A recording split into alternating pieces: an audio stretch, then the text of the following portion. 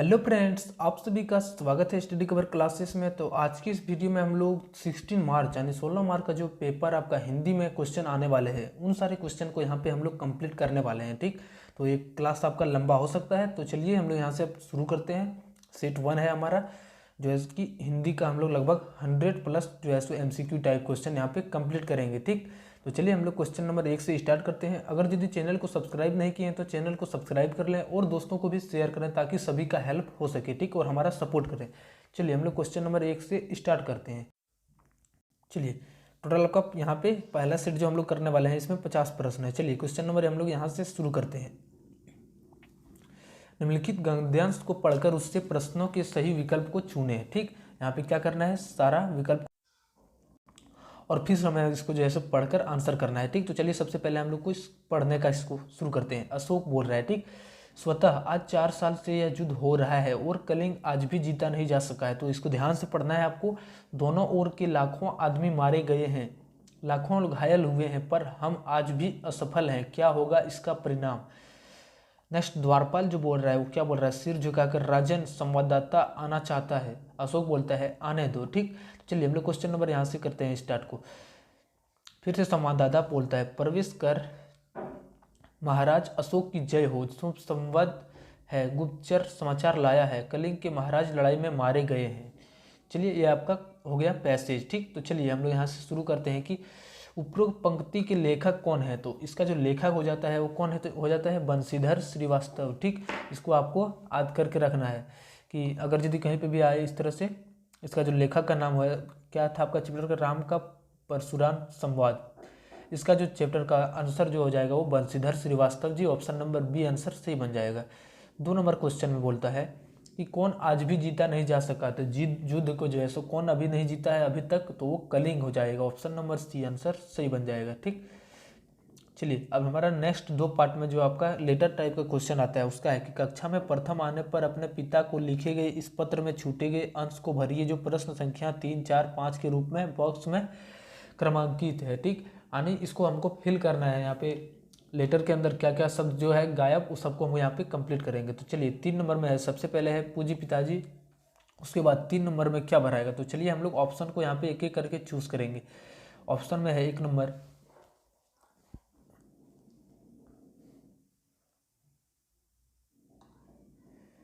आपका option number 3 का ए में है सादर प्रणाम या फिर नमस्ते, नमस्कार, स्नेहाशीष। तो क्या बोलेंगे, सबसे पहले पापा जी को प्रणाम करेंगे, ऑप्शन नंबर ए हम तो है ना वहाँ पे भरा जाएगा। ठीक, पूज्य पिताजी के बाद यहाँ पे सादर प्रणाम भरा जाएगा। 3 नंबर में सादर प्रणाम। अगर यदि यहीं पे मित्र का बारे में रहता तो हम लोग यहाँ पे क्या लिखते, प्यारे मित्र। ठीक, या प्यारे जिसका जो नाम था उसको हम बोल सकते हैं। चलिए उसके बाद बोलता है मैं यहाँ सकुशल हूँ, आशा करता हूँ कि आप सभी कुशल होंगे। आज हमारे विद्यालय का वार्षिक परीक्षा का परिणाम घोषित हुआ है, आपको यह जानकर हार्दिक डॉट डॉट क्या होगी, हार्दिक होगी। चलिए ऑप्शन को हम लोग चूज करके मिलाते हैं। क्या है, पहला आपका अप्रसन्नता, अगला बोलता है कुशलता, फिर बोलता है आपका निराशा। तो जब ये आपका जो पिताजी जो है सो इसको सुनेंगे तो क्या हो जाएगा, वो प्रसन्न हो जाएगा। ठीक, तो कौन सा हो जाएगा, प्रसन्नता, यानी ऑप्शन नंबर बी आंसर यहाँ पे भरा जाएगा। उसके बाद से बोलता है कि मैंने अपनी कक्षा में प्रथम स्थान प्राप्त किया, यह आपके आशीर्वाद एवं कुशल मार्गदर्शन के कारण ही संभव हो पाया। माता जी को प्रणाम तथा छोटे भाई को प्यार भरा यहाँ पे क्या होना चाहिए, नमस्कार या फिर क्या होना चाहिए। चलिए प्रणाम या मार्गदर्शन या फिर हार्दिक या आशीर्वाद। तो यहाँ पे जो हो जाएगा वो आशीर्वाद हो जाएगा क्योंकि ये छोटे भाई को आशीर्वाद दे रहा है। ठीक, चलिए नेक्स्ट हमारा जो खंड आ जाता है वो व्याकरण का खंड आ जाता है, इसका हम लोग यहाँ पे कंप्लीट करने वाले हैं। तो तालाब शब्द का पर्यायवाची शब्द नहीं है, इनमें से ऐसा जो है सो तालाब शब्द का पर्यायवाची शब्द नहीं है, उसको हमको चूज करना है। ठीक, तो कौन सा, 1 नंबर में है सरोवर, 2 नंबर में है सर, तीसरा नंबर में है सरिता और चौथा नंबर में आपका है डी यानी पोखर। तो कौन सा हो जाएगा जो नहीं है, तो सरोवर भी होता है, सरिता भी होता है, पोखर भी होता है, सर का मतलब माथा होता है, तो ये आंसर सही बन जाएगा। नहीं बोला है, इसको भी आपको यहाँ पे रखना है ध्यान में। 7 नंबर क्वेश्चन में बोलता है कि चंद्रमा शब्द का पर्यायवाची शब्द होगा। तो चंद्रमा शब्द का जो है सो यहाँ पे कौन सा ऐसा है जो उसका पर्यायवाची शब्द हो जाएगा, रश्मि, शशि, रसाल, सरोज। तो शशि जो होता है वो चंद्रमा ही होता है ऑप्शन नंबर बी आंसर सही बन जाता है, चंद्र भी आपका हो जाता है। ठीक, 8 नंबर में बोलता है शीश शब्द का तद्भव रूप कौन सा होगा। शीश शब्द का बोलता है तद्भव रूप, यानी शीश से मिलता जुलता एक शब्द कौन सा हो जाता है। शीश को ही हम लोग बोलते हैं शीर, तो ऑप्शन नंबर ए का आंसर बन जाएगा। चलिए 9 नंबर क्वेश्चन में बोलता है कि वह थी एक मजदूर। इस कवि वाक्य में मजदूर क्या है, तो मजदूर यहाँ पे क्या है, एक संज्ञा का काम कर रहा है। ठीक, तो कौन सा हो जाएगा ये, संज्ञा। नाम रहे तो उसको संज्ञा बोलेंगे। अगर यहीं पे वह रहता, यह रहता या फिर वो रहता, इस तरह से रहता, तो उसको हम लोग क्या बोलते हैं, तो सर्वनाम कहलाता है। ठीक, चलिए नेक्स्ट हमारा 10 नंबर में कि करण कारक का विभक्ति चिन्ह क्या होगा। तो करण का जो कारक जो होता है उसका विभक्ति चिन्ह क्या होता है, करण से हो जाता है। ठीक, ऑप्शन नंबर सी। चलिए यहाँ पे कर्ता नया हो जाता है, अगर यदि कर्ता रहेगा तो वहाँ पे नया आएगा, कर्म रहेगा तो वो आपका को हो जाएगा, वो करण रहेगा तो वो सी हो जाएगा, अपदान रहेगा तो वो के लिए हो जाएगा। ठीक, चलिए इतने में से आपको कोई पूछा जाएगा, आप लोग घबराइएगा नहीं, जितना आएगा सब इसी से आएगा, आप लोग बढ़िया से इसको कंप्लीट कर लीजिए। चलिए 11 नंबर क्वेश्चन में है कि हंसते हुए मुख वाला शब्द समूह के बदले क्या हो, एक शब्द क्या होगा। ठीक, तो हठीला, हंसोड़, अगला सी नंबर हंसमुख या फिर हठपन। तो हंसते हुए मुख वाला का जो एक शब्द हो जाता है वो हंसमुख हो जाता है, ऑप्शन नंबर सी आंसर सही बन जाएगा। 12 में बोलता है आस्तीन का सांप मुहावरे का सही अर्थ होगा। तो आस्तीन का जो सांप होता है उसको जो हम लोग मुहावरे में बोलते हैं वो कपटी मित्र, जो कपटी टाइप का मित्र रहता है, छल कपट करने वाला, ऑप्शन नंबर बी आंसर सही बन जाएगा। 13 नंबर क्वेश्चन में है हमारा परोपकार का संधि विच्छेद क्या होगा। ठीक, तो परोपकार जो संधि विच्छेद हो जाएगा वो क्या होता है, पर जोड़ उपकार मिलके आपका परोपकार बनता है, ऑप्शन नंबर बी आपका आंसर बन जाएगा। चलिए नेक्स्ट हमारा 14 नंबर क्वेश्चन में है कि खेल कूद किस प्रकार का समास है। तो खेल और कूद जब दोनों जब प्रधान होता है तो उससे हम लोग को किस खेल कूद जो होता है किस प्रकार का समास है। तो इस तरह में जब भी दोनों पद प्रधान होता है तो उसको हम लोग द्विंद समास बोलते हैं। ठीक, और आपको ये क्लियरिटी करके रखना है कि आपका द्विंद समास कहीं भी आए तो आपका सिलेबस का यही है। ठीक, तो द्विंद समास ही लगाना है। चलिए वहाँ पे देख लीजिएगा, दोनों अगर यदि प्रधान रहे तो आपको द्विंद ही लगाना है। ठीक, चलिए नेक्स्ट हमारा 15 नंबर क्वेश्चन है कि जय शब्द का विलोम क्या होगा। तो जय शब्द का विलोम जो हो जाएगा वो क्या हो जाएगा आपका पराजय, और नहीं ऑप्शन नंबर यहाँ पे बी बन जाएगा आंसर सही।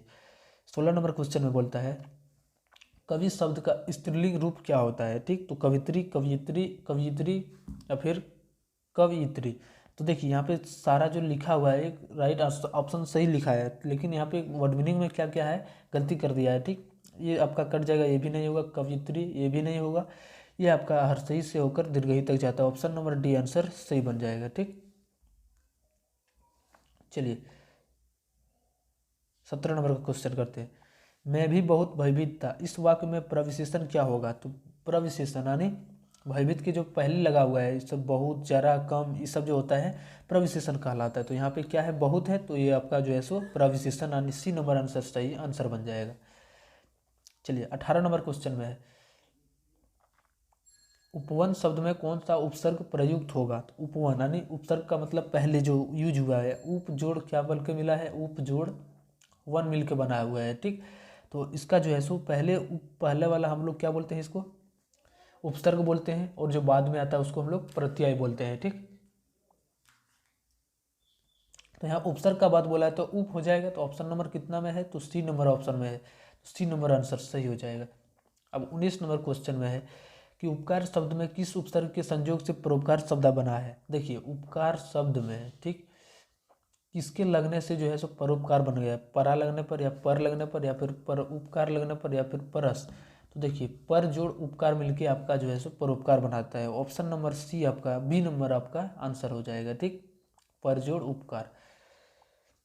20 नंबर क्वेश्चन में मजदूर शब्द में ई प्रत्यय लगने से एक शब्द कौन सा बनता है। तो मजदूर है पहले से और इसमें हम लोग ई लगाएंगे तो क्या बन जाएगा, प्लस ही करेंगे तो ये मजदूरी बन जाएगा। ठीक, तो ऑप्शन नंबर कितना हो जाएगा, ए ऑप्शन सही आंसर बन जाएगा।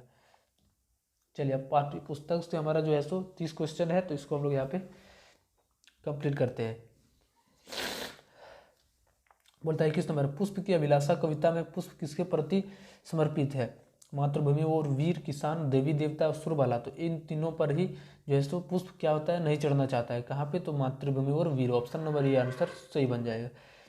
22 नंबर क्वेश्चन में है छोटा जादूगर कहानी के कहानीकार कौन है? तो मुंशी प्रेमचंद। अगला बोलता है सूर्यकांत त्रिपाठी निराला। फिर बोलता है जयशंकर प्रसाद या फिर महादेव टोप्पो। तो ये जयशंकर प्रसाद राइट आंसर बन जाएगा। ठीक, चलिए नेक्स्ट हमारा 23 नंबर क्वेश्चन में बोलता है कि कार्निवाल के मैदान का माहौल कैसा था? तो भाई उस दिन पर्व था, मेला हुआ लगा हुआ था, तो ये बहुत ही खुशनुमा टाइप का था। ठीक, तो ऑप्शन नंबर कौन सा सही हो जाएगा? ए नंबर आंसर सही बन जाएगा। 24 नंबर बोलता है किसका ज्वर सबसे भयानक होता है? बहुत इंपॉर्टेंट क्वेश्चन है, इसको आपको याद करके ही रखना है। कुसंग का ज्वर जो होता है बहुत ही भयानक होता है। 25 में बोलता है किस अवस्था में मित्रता की धुन सवार होता है? युवावस्था, बालपन, छात्रावस्था, वृद्धावस्था। तो युवावस्था में मित्रता जो है सो बहुत ही इंपॉर्टेंट रोल अदा भी करता है और लोगों को बनाने में भी सक्षम होता है। 26 नंबर क्वेश्चन में बोलता है चलने से पहले किसका अनुभव कर लेना चाहिए? पथ का, नदी का, पहाड़ का, मित्र का। तो पथ का जो है सो सबसे पहले उस पथ का जो है सो अनुभव कर लेना चाहिए। ए नंबर आंसर सही बन जाएगा। 27 नंबर क्वेश्चन में बोलता है बड़े भाई साहब पाठ में कनकुआ शब्द का अर्थ क्या होता है? तो कनकुआ जो शब्द इस पाठ में यूज किया गया है वो पतंग पाठ के लिए किया गया है। ठीक, ऑप्शन नंबर बी आंसर इसका जो है सो सही बन जाएगा। 28 नंबर क्वेश्चन में कि मैदान के बीच में किसकी पताका फहर रही है? तो मैदान के बीच में मगध की, कलिंग की या साकी की, फिर चालुक्य की। तो देखिए आपका जो है सो इसमें किसमें आंसर हो जाएगा? मगध में। ठीक, ऑप्शन नंबर ये आंसर सी बन जाएगा। 29 नंबर क्वेश्चन बोलता है बुढ़िया गांव के किस दिशा में रहती थी? तो बुढ़िया जो था वो गांव के किस दिशा में? तो वो पश्चिम पूर्व दिशा में रहता था। ठीक, तो कौन सा हो जाएगा? ऑप्शन नंबर ए आंसर सही बन जाएगा। अब नेक्स्ट है 30 नंबर में किसका तन थक गया था? तो बुढ़िया का, पति का, बेटा का, बेटी का। तो उस बुढ़िया का जो है सो अब तन थक गया था। ऑप्शन नंबर ये आंसर सही बन जाएगा। लेखक के घर के सामने किसका पेड़ था? तो वो अमरूद का पेड़ जो था उसी के बारे में बोल रहा है, तो बी नंबर आंसर सही बन जाता है। कहाँ के अमरूद बहुत ही प्रसिद्ध है? ठीक, ए नंबर बोलता है पटना, 2 नंबर रांची, तीसरा इलाहाबाद या लखनऊ। तो कहाँ का था? वो इलाहाबाद का अमरूद जो था बहुत ही प्रसिद्ध। ऑप्शन नंबर सी आंसर सही बन जाएगा। 33 नंबर क्वेश्चन में बस में यात्रा के समय लेखक के कितने बच्चे उनके साथ थे? तो बच्चे कितना पूछा है? ठीक, वहाँ पे यात्री नहीं पूछा है, इसमें सिर्फ पूछा है किसको? बच्चे को देकर पूछा है। तो कितना बच्चा कितना था? 3 गो बच्चा था। ऑप्शन नंबर बी आपका आंसर सही बन जाएगा। 34 नंबर क्वेश्चन में है बस के यात्रियों ने कैसी बातें शुरू कर दी? तरह तरह की, बेकार की, काम की, अफवाह की। तो तरह तरह की बातें स्टार्ट कर दी थी। 34 नंबर का ये आंसर सही बन जाएगा। 35 नंबर क्वेश्चन में है कि भरत ने राम से क्या आग्रह किया? तो वापस चलें, वन में रहें, तपस्या करें या फिर भाग जाएं। तो क्या उन्होंने जो है सो आग्रह किया था वहाँ से फिर वो लौटने के लिए, यानी वापस चलें। ऑप्शन नंबर एक आंसर सही बन जाएगा। 36 में बोलता है मिथिलेश किसे कहा जाता है? तो मिथिलेश किसे? दशरथ को, जनक को या फिर राम को या फिर लखन को। तो ये जनक को कहा जाता है। ऑप्शन नंबर बी आंसर सही बनेगा। अब 37 नंबर क्वेश्चन में बोलता है झारखंड के 2 सपूत पाठ में किस क्षेत्र की चर्चा की गई? तो झारखंड के जो 2 सपूत है हमारा झारखंड के बारे में बात किया गया। तो ऑप्शन नंबर एक आंसर सही बन जाएगा। नेक्स्ट 38 नंबर बोलता है कि रामनारायण सिंह का जन्म कब हुआ था? तो वो 1885 ईस्वी। ऑप्शन नंबर सी आंसर आपका जो है सही हो जाएगा। 39 में बोलता है कि बस को कंपनी के हिस्सेदार कैसा बता रहा था? First class, second class, third class, fourth class. तो किससे बता रहा था उन्होंने? फर्स्ट क्लास, एकदम फर्स्ट। ऑप्शन नंबर ये आंसर सी बन जाएगा। 40 नंबर क्वेश्चन में बोलता है कि हुंड्रू जलप्रपात पानी कितना फुट से नीचे गिरता था? तो वो 243 फीट। कौन सा हो जाएगा? Option number B answer C हो जाएगा। 41 नंबर क्वेश्चन में बोलता है कि रात के सन्नाटे में कौन रोती है? नदियाँ, जंगल, घर या फिर खलिहान। तो रात के सन्नाटे में कौन रोती है? नदियाँ रोती हैं। ऑप्शन नंबर ये आंसर सही बन जाएगा। अब नेक्स्ट आपका है गुरु शिष्य हिंदी साहित्य की कौन सी विधा है? तो कविता, कहानी, यात्रा, संस्मरण। ये संस्मरण हो जाता है। ठीक, ऑप्शन नंबर डी आंसर सही बन जाता है। जब कोई कुछ बीत जाता है तो उसके बारे में जब लिखा जाता है तो उसी को संस्मरण बोला जाता है। 43 नंबर क्वेश्चन में है डॉक्टर चंद्र क्या बनना चाहती थी? इंजीनियर, डॉक्टर या फिर प्रोफेसर या फिर डी नंबर यानी कवि। तो वो डॉक्टर बनना चाहती थी। ऑप्शन नंबर बी आंसर सही बन जाएगा। बोलता है वीर जननी का पुरस्कार किसे मिला था? तो वीर जननी का जो पुरस्कार डॉक्टर चंद्रा की माँ को मिला था। ऑप्शन नंबर बी आंसर सही बन जाएगा। ठीक, अब 45 नंबर क्वेश्चन में बोलता है कि डॉक्टर चंद्रा को किस बीमारी ने गर्दन के नीचे पूरा शरीर निर्जीव कर दिया था। तो उसको एक बीमारी हो गया था पोलियो, जिसके कारण क्या उसका गर्दन का नीचे भाग जो है सो पूरा काटना लगभग लगभग पड़ गया था। Option number A answer polio हो जाएगा। 46 नंबर क्वेश्चन में बोलता है कि किसके घर में खुशी का माहौल था। तो शुभांगी के घर खुशी का माहौल था। क्यों? क्योंकि उसकी बुआ जो था आईएएस बन गई थी। 47 नंबर में बोलता है कि शुभांगी के पिता आंगन में बैठकर क्या पढ़ रहे थे। तो शुभांगी के जो पिताजी थे वो समाचार पत्र पढ़ रहे थे। Option number B answer C बन जाएगा। 48 में बोलता है तालाब बांधता धर्म स्वभाव के रचनाकार कौन है। तो कौन है? Anupam Mishra. Option number A answer सही हो जाएगा। 49 में बोलता है कि बिहार के किस इलाके में अकाल के समय गांवों ने मिलकर 63 तालाब बनाए थे। पटना, औरंगाबाद, दरभंगा, मधुबनी। तो कौन सा हो जाएगा? ऑप्शन नंबर डी यानी मधुबनी में हो जाएगा सही आंसर। एक बहुत ही इंपॉर्टेंट क्वेश्चन 50 नंबर है आपका, छेरछेरा त्योहार किस राज्य में मनाया जाता है। तो ये जो पर्व है छत्तीसगढ़ के अंदर मनाया जाता है, यानी ऑप्शन नंबर बी आंसर सही बन जाता है। ठीक, चलिए हम लोग नेक्स्ट जो है सो हमारा नेक्स्ट पार्ट जो होने वाला है वो यहाँ से फिर से हमको एक से शुरू करना होगा। चलिए इसको भी फिर से हम लोग पढ़ते हैं और उसका आंसर करने का प्रयास करते हैं। वर्ष 1966 के किसी सुबह जब छेनी हथौड़ा लेकर दशरथ मांझी अपने गांव के पास स्थित पहाड़ के पास पहुंचे तो बहुत कम लोगों को इस बात का पता था कि इस व्यक्ति ने अपने दिल में क्या ठान लिया है। मजदूरी और कभी कभार इधर उधर काम करने वाले दशरथ मांझी ने अब जब पहाड़ पर छेनी हथौड़ा चलाना शुरू किया तो वे आने जाने वाले राहगीरों के लिए ही नहीं, गांव के लोगों के लिए भी वह वरण हंसी के एक पात्र बन गए थे। जीवन संगिनी फागुनी देवी का समय पर इलाज न करा पाने से उसे खो चुके दशरथ मांझी को इससे कोई फर्क नहीं पड़ा। धुन के पक्के दशरथ की अथक मेहनत 22 साल बाद तब रंग लाई जब उस पहाड़ से एक रास्ता दूसरे गांव तक निकल आया। ठीक, तो ये आपका जो था पैसेज था। अब इसका हम लोग आंसर करना है। बोलता है प्रस्तुत गद्यांश के नायक कौन है। तो इसका जो लेखक यानी लेखक नहीं आप बोल सकते हैं, इसका हीरो कौन है। ठीक, दशरथ मांझी हो जाता है क्योंकि इसी के बारे में लिखा गया है। नेक्स्ट हमारा है दशरथ मांझी की जीवन साथी कौन थी। तो उनकी पत्नी जो था वो फागुनी देवी। ऑप्शन नंबर एक आंसर सही बन जाएगा।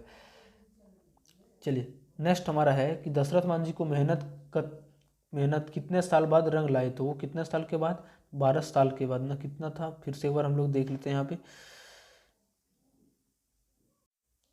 22 साल के बाद, यानी कौन सा हो जाएगा? 3 नंबर आंसर सही बन जाएगा। ठीक, चलिए फिर से हमारा जो है सो एक लेटर टाइप का फिर से पूछा गया है।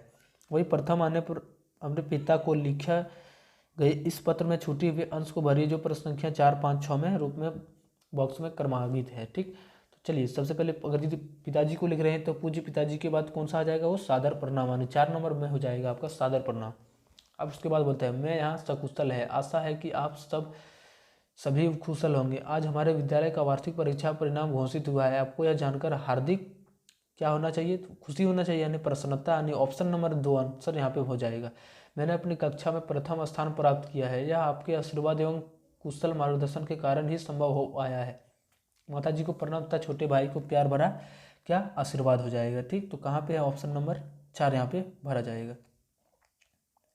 चलिए अब यहाँ से फिर से एक हमारा जो है सो पद्यांश गद्यांश टाइप का आ जाता है, तो इसको हम लोग को पढ़ के फिर हमको आंसर करना है। मनुष्य एक सामाजिक प्राणी है, इसलिए वह एकता की कल्पना करता है। एकता मनुष्य जीवन के लिए अनिवार्य है।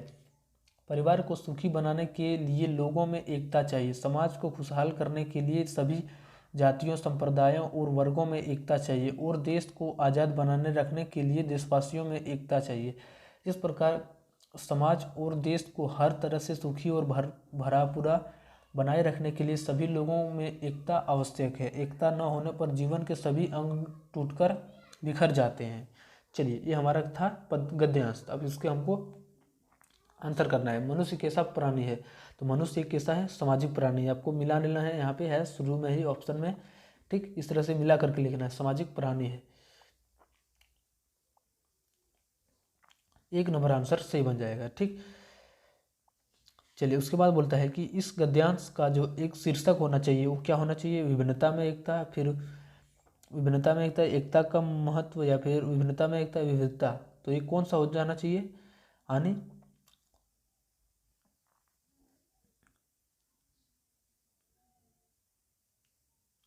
विभिन्नता में एकता, हानि 3 नंबर होना चाहिए। ठीक, यहाँ पे अलग अलग समुदाय के लोग हैं लेकिन उसमें भी क्या है? एकता है। चलिए अब 9 नंबर क्वेश्चन है कि पुष्प की अभिलाषा का शीर्षक कविता के कवि कौन है? तो माखनलाल चतुर्वेदी पढ़ते आ रहे हैं। ऑप्शन नंबर 1 आंसर सी बन जाता है। नेक्स्ट है आपका छोटा जादूगर के कवि के चरित्र की मुख्य विशेषता क्या थी? तो देशभक्त, मातृभक्त, स्वाभिमानी, उपरोक्त सभी। तो ये चारों ही ऑप्शन सही 4 नंबर हो जाएगा। 11 में बोलता है कि मित्रों के चुनाव के तरीके पर उसके जीवन की क्या निर्भर करता है? सफलता, असफलता, अच्छाई, बुराई। तो वो चरित्रों पर उसकी सफलता जो है सो निर्भर करता है। ठीक, 12 नंबर क्वेश्चन है कि पथ पर चलने के लिए पहले किस चीज़ की पहचान कर लेनी चाहिए? तो वो सबसे पहले परेशानियों की, बांट की, सफलता की, नक्शे की। तो रास्ते की जो है सो अच्छे से पहचान होनी चाहिए, यानी बांट, जिसको रास्ता बोला जाता है। ठीक, ऑप्शन नंबर 2 आपका सही बन जाएगा। पद्मा ने सम्राट अशोक को जीवित क्यों छोड़ दिया? तो अशोक का जो है हृदय जो है सो उसका परिवर्तित हो चुका था, मन दो जो है सो दूसरी जगह परिवर्तित हो चुका, जिसके कारण उसको छोड़ दिया। ऑप्शन नंबर 1 आंसर सी बनेगा। नेक्स्ट हमारा डायन प्रथा किस बात का सूचक है? तो सामाजिक कुप्रथा, सामाजिक प्रगति, अंधविश्वास, एक और दो, दोनों। तो ये तीनों ही होना चाहिए, लेकिन यहाँ पे हो जाएगा एक अंधविश्वास हो जाएगा। ठीक, डायनिक प्रथा किस बात का सूचक? तो अंधविश्वास है। ऑप्शन नंबर 3 आंसर सही बन जाएगा। नेक्स्ट आपका है वीर जननी का पुरस्कार किसे दिया गया है? तो श्रीमती रेड्डी, श्रीमती सुब्रमण्यम, या श्रीमती रामचंद्रन, या श्रीमती कुमार स्वामी। तो ये Shrimati Subramaniam, option number 2 answer सही बन जाता है। उचित मुहावरा मिठाइयाँ देकर राजेश के क्या गले के हार, काफूर, मुंह में पानी, आँख का तारा। तो मुंह में पानी भरा है। ऑप्शन नंबर 3 आंसर सही बन जाएगा। नेक्स्ट आपका 17 नंबर में कि घर का उचित पर्यायवाची शब्द क्या होगा? तो घर का जो उचित पर्यायवाची शब्द हो जाता है वो मकान, सदन, भवन, ये सब हो जाता है, तो सदन हो जाएगा। 18 नंबर क्वेश्चन में है कि इत्यादि का सद्धि विच्छेद होगा। तो इत्यादि का जो हो जाता है वो इति जोड़ आदि कहाँ पे है? तो 1 नंबर आंसर सही बन जाएगा। हर सही, इधर से भी हर सही। अब 19 नंबर क्वेश्चन में कि शुद्ध शब्द कौन है? इनमें से कौन सा जो है सो शुद्ध शब्द है? धर्म को किससे लिखा जाता है? तो 2 नंबर में जैसा है ये आपका सही आंसर बनता है। तुम विद्यालय जाते हो, इस वाक्य में तुम क्या है? तो तुम क्या है? यहाँ पे एक सर्वनाम है। अगर यदि नाम दिया होता है तो वो संज्ञा होता है। ऑप्शन नंबर 1 आंसर सही बन जाएगा। ठीक, चलिए नेक्स्ट हमारा जो है आ जाता है कि राजेंद्र प्रसाद का जन्म 3 दिसंबर 1884 को सारण जिले के जीरादेई नामक गांव में हुआ था। वे देश रत्न एवं भारत के प्रथम राष्ट्रपति थे। वे अत्यंत मेधावी छात्र थे। उनकी सेवाएं अमूल्य है। वे भारतीय संस्कृति एवं सामान्य जनता के प्रतिनिधि थे। वे सरल जीवन और ऊंचे विचार के जीते जागते उदाहरण थे। उन्होंने जीवन भर भारतीय पोशाक पहनी, विदेशी वस्त्र कभी नहीं पहना। उनके अंदर और बाहर का जीवन एक समान था। वे गांधी जी के बड़े अनुयायी थे। ठीक, तो चलिए हम लोग क्वेश्चन नंबर 1 का आंसर करते हैं। बोलता है राजेंद्र प्रसाद जी का जन्म किस जिले में बोला है? ठीक, तो जिले कौन सा हो जाएगा? वो सारण। अगर यदि गांव बोलता है तो आपका जीरादाई होता है, लेकिन यहाँ पे जिला बोला है तो वो सारण हो जाएगा। बोलता है 2 नंबर कि राजेंद्र प्रसाद भारत के कितनावें राष्ट्रपति थे? तो वो पहला राष्ट्रीय नहीं, प्रथम राष्ट्रपति थे। ऑप्शन नंबर 1 आंसर सही बन जाएगा। बोलता है प्रसाद जी के चरित्र के मुख्य विशेषता क्या थी? तो भारतीय संस्कृति एवं सामान्य जनता के प्रतिनिधि, सरल जीवन और ऊंचे विचार, गांधी जी के अनुयायी। तो ये तीनों ही थे। आप लोग पढ़े होंगे ध्यान से, तो ये तीनों ही थे, तो उपरोक्त सभी हो जाएगा। ठीक, चलिए अब हमारा जो 2 नंबर में आ जाता है कि प्रधानाध्यापक के पास बीमारी के कारण अवकाश हेतु लिखे गए इस प्रार्थना पत्र के छूटे हुए अंश को भरिए, जो प्रश्न संख्या 4, 5 तथा 6 के रूप में बॉक्स में क्रमांकित है। तो यहाँ पे जहाँ जहाँ खाली है उसको भरना है। ठीक, चलिए इसको थोड़ा छोटा कर लेते हैं ताकि आपको ऑप्शन में दिखे। बोलता है यहाँ पे सबसे पहले 4 में क्या भराएगा? अनुपालन, सेवा में, या फिर क्या भराएगा? तो यहाँ पे शुरुआत जो हम लोग करते हैं वो सेवा में से करते हैं। ठीक, तो यहाँ से आंसर भरा जाएगा। वो कौन सा हो जाएगा? इसका 2 नंबर हो जाएगा। उसके बाद प्रधानाचार्य, यहाँ पे स्कूल का नाम। उसके बाद यहाँ पे हम लोग क्या लिखते हैं? बीमारी के कारण आवश्यक अवकाश हेतु प्रार्थना पर। तो यहाँ पे हम लोग क्या भरते हैं? सिंपली विषय भरते हैं। विषय यानी सब्जेक्ट क्या है उसके बारे में। तो यहाँ पे देखिए ऑप्शन में दिया होगा विषय, तो यहाँ पे भरा जाएगा ऑप्शन नंबर 2, 1 नंबर विषय। ठीक, उसके बाद 6 नंबर में यहाँ पे क्या बढ़ता है? जब भी हम लोग शुरुआत करते हैं तो यहाँ पे महाशय लिख कर उसको सलाम शुरुआत करते हैं। ठीक, तो यहाँ पे महाशय लिखा जाएगा। उसके बाद से हम लोग यहाँ पे लिखने का शुरुआत कर देते हैं। यहाँ से ऑप्शन नंबर कौन सा हो जाएगा? वो महाशय या महोदय। ऑप्शन नंबर 4 आपका सही बन जाता है। ठीक, अब तीसरा पार्ट में आपका अधोलिखित पद्यांश को ध्यानपूर्वक पढ़कर प्रश्न संख्या 7 एवं 8 के उत्तर का सही विकल्प चयन कीजिए। ठीक, तो इसका हम लोग को चयन करना है सही आंसर। अनुशासन हमारी सफलता से पहले सीढ़ी होती है जिसके सहारे हम कोई भी मंजिल हासिल कर सकते हैं। जिस व्यक्ति के जीवन में अनुशासन नहीं होता है उस व्यक्ति का जीवन कभी खुशहाल नहीं होता। प्रकृति भी सभी कार्य अनुशासन में ही करती है। अनुशासन का विद्यार्थी जीवन में अत्यंत महत्व होता है। जहाँ हमें कुछ सीखते हैं वहाँ हमारे साथ हमेशा रहता है। अनुशासन के अंदर बड़ों का सम्मान, छोटों से प्यार, स्त्रियों का आदर, समय की पाबंदी, नियमों का पालन, शिक्षकों का वंदन शामिल आदि है। थोपे गए अनुशासन से आंतरिक अनुशासन ज़्यादा प्रभावकारी होता है। ठीक, देखिए बोलता है अनुशासन का महत्व कब सबसे ज़्यादा है, तो गृहस्थ जीवन, विद्यार्थी जीवन, संन्यास जीवन, वन्य जीवन। तो विद्यार्थी जीवन में जो है सो अनुशासन होना बहुत ही इंपॉर्टेंट है। बोलता है अनुशासन के अंतर्गत क्या क्या शामिल है, तो बड़ों का सम्मान, समय की पाबंदी, शिक्षकों का आदर। तो ये चारों जो है सो तीनों जो है सो आपका शामिल आने उपरोक्त सभी हो जाएगा। ठीक, चलिए 9 नंबर में बोलता है कि हुंड्रू का जो जलप्रपात है किस नदी पर रेखा पर है, तो ये स्वर रेखा नदी पर है। ऑप्शन नंबर 3 आंसर सही बन जाता है। उसके बाद से 10 नंबर में है कि अपराजिता के लेखक कौन है, तो वो शिवानी। ऑप्शन नंबर ए आपका आंसर सही बन जाता है। 11 में बोलता है कि रामचरितमानस भाषा किस भाषा में लिखी गई, तो ये अवधी भाषा यानी ऑप्शन नंबर 2 आपका सही आंसर बन जाएगा। 12 नंबर में बोलता है कि गांव के लोग अकेली औरत को डायन कहकर उसके साथ कैसा व्यवहार करता था, तो उसके साथ क्या करता था, बहुत ही बुरा अवसर। ऑप्शन नंबर 2 आंसर सही बन जाएगा। अब नेक्स्ट हमारा 13 नंबर क्वेश्चन में है कि सम्राट अशोक कहाँ के राजा थे, तो ये कलिंग के राजा। ऑप्शन नंबर 1 आंसर जो है सो सही बन जाएगा। अब 14 नंबर क्वेश्चन में बोलता है कि पथ पर कितने राही गए हैं, तो कुछ राही, सभी राही, अनगिनत राही, 2 राही। तो ये बहुत सारा राही पर गए हैं तो अनगिनत हो जाएगा। ठीक, नेक्स्ट हमारा है जब कोई युवा पुरुष घर से बाहर संसार में निकलता है, तो जब निकलता है उसके बाद